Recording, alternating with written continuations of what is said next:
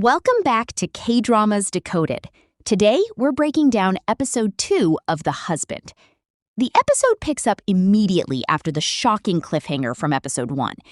After being knocked unconscious by the mysterious scooter rider, Kang Tae-ju finally wakes up. 3 children are gathered around him, trying to wake him. Confused and disoriented, Tae-ju quickly checks himself and realizes that the knife he had brought for protection is still with him. He rushes back to his car, only to discover that the bag containing the ransom money has disappeared. Desperate, he asks the children if they saw where the scooter rider went. They point him in a certain direction, and Tae-ju immediately begins searching the area. After looking around, he notices smoke in the distance. When he gets closer, he makes a horrifying discovery. His ransom bag is burning in a fire. The money he worked so hard to gather is being destroyed right in front of his eyes. As he stares at the flames, his phone rings. The caller is the kidnapper. For the first time, Tae-ju gets a better look at the man tormenting him. The kidnapper, known as Mon-hee, is watching him from the rooftop of a nearby hospital foundation building. Mon-hee angrily accuses Tae-ju of trying to trick him. Tae-ju desperately apologizes and admits the truth. Because he couldn't gather the full amount in time, he mixed real money with fake bills. He explains that he only had a short amount of time and had no other choice. A flashback reveals what happened at the bank. Instead of withdrawing the full ransom amount, Tae-ju had only managed to secure a small portion of the money and filled the rest of the bag with counterfeit bills. Mon-hee isn't interested in excuses. Furious, he threatens to kill Se-yoon and claims that Tae-ju has left him with no other option. At that moment, Tae-ju notices that his father-in-law, Dong-chan, is calling him. Seeing a possible solution, Tae-ju begs for more time. He tells Mon-hee that his father-in-law may be able to provide the money. Man-hee reluctantly allows him a little more time. As the conversation ends, the episode shifts into a series of flashbacks that reveal how Tae-ju and Se-yoon first met. Years earlier, Tae-ju was a quiet university student who spent most of his time alone in the library. Se-yoon noticed him long before he noticed her. She would often watch him studying by himself and gradually became curious about him. Eventually, she finds an excuse to approach him. Over time, the two begin spending more time together. They share drinks, have long conversations, and slowly get to know each other. During one conversation, Se-yoon asks him why he always keeps to himself. Tae-ju explains that he feels comfortable being alone. But Se-yoon challenges that idea. She suggests that maybe he's only convinced himself that he's comfortable because he's become used to loneliness. The flashbacks continue to show how their relationship gradually developed. One day, after Se-yoon suddenly disappears for several days, Tae-ju becomes worried. When she finally reappears on a rainy day, she asks to share his umbrella. Unable to hide his concern, Tae-ju asks where she has been. Se-yoon reveals that she had been sick with the flu. Then she surprises him by admitting that she had been thinking about him the entire time. She tells him that while she was resting at home, she kept wondering whether he was sitting alone in the library by himself. Se-yoon then makes a promise that changes everything. She tells him that he won't have to be alone anymore because she plans to stay by his side. The memory ends on a warm note, reminding viewers just how deeply these two once loved each other. Back in the present, Se-yoon finally wakes up. She quickly realizes that she has been tied up and transported to another location. Panicked, she begins looking around and tries to understand where she is being held. Meanwhile, Tae-ju arrives at the home of Se-yoon's parents and finally reveals the truth about the kidnapping. He shows them the photographs and evidence he has received. Se-yoon's parents are horrified. They struggle to understand who would want to target their daughter. Tae-ju almost tells them about the video in which the kidnapper claimed he hired him, but at the last moment, he decides to keep it a secret. Instead, he simply says that the kidnapper hasn't sent anything else. Se-yoon's mother immediately insists that they pay whatever amount is necessary. The family begins arranging the ransom money. Later, while driving with Dong-chan, Tae-ju attempts to explain himself. Before he can say much, Dong-chan bluntly tells him what he believes. He accuses Taeju of being the reason his daughter is caught up in this nightmare.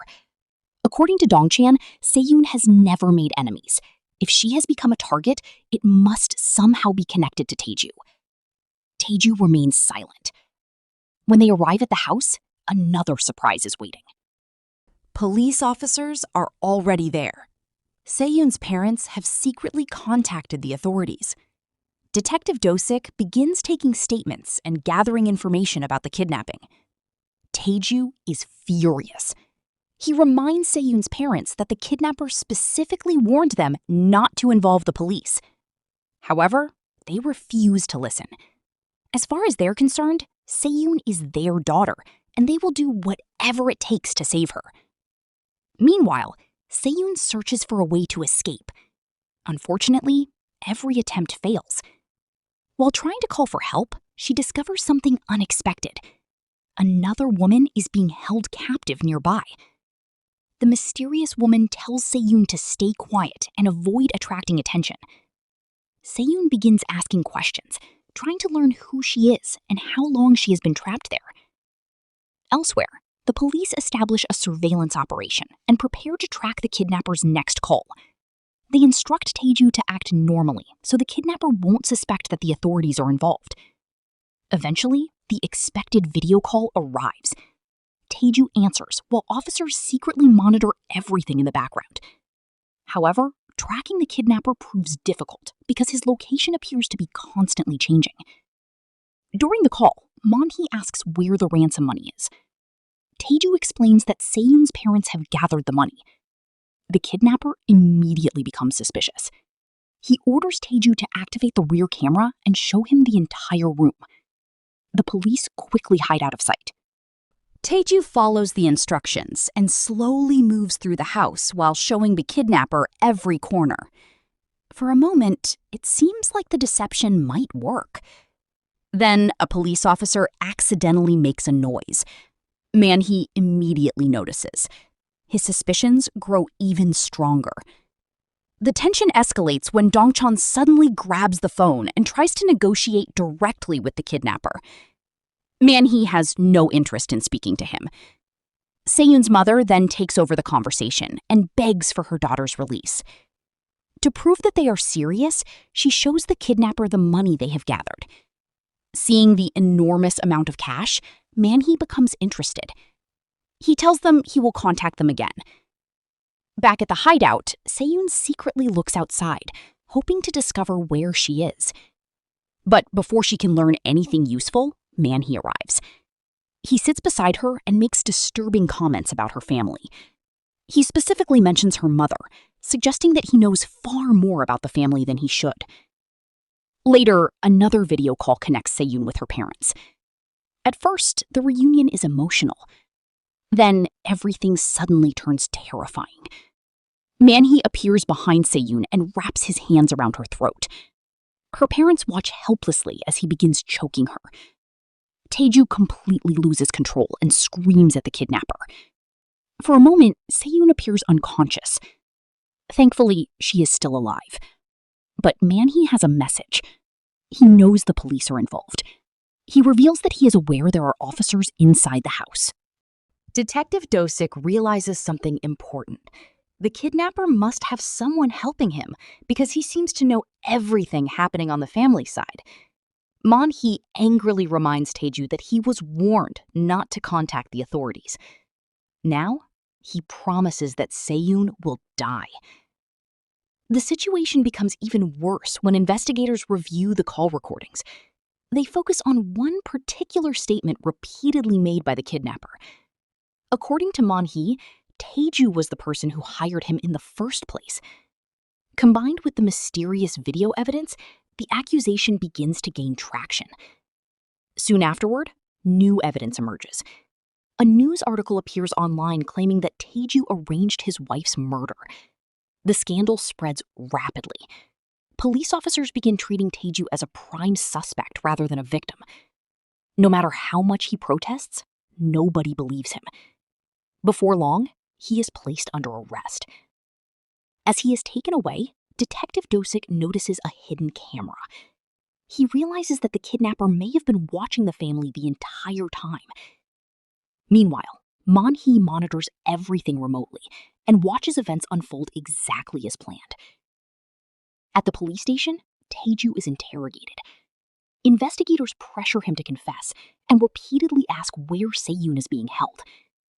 Taeju insists that he has no idea and begs them to let him continue searching for his wife. But the police remain convinced that he is involved. Later, while alone in a restroom, Taeju feels completely trapped. No one believes him. His wife is still missing, and time is running out. Just when it seems like he has reached the end of the road, he notices a mysterious man standing nearby. The stranger introduces himself as Soo-hyung. Taeju demands to know who he is. Soo-hyung calmly responds with a shocking statement. "I know you're innocent." He then reveals that he knows Taeju did not arrange his wife's kidnapping. And with that shocking revelation, episode 2 comes to an end.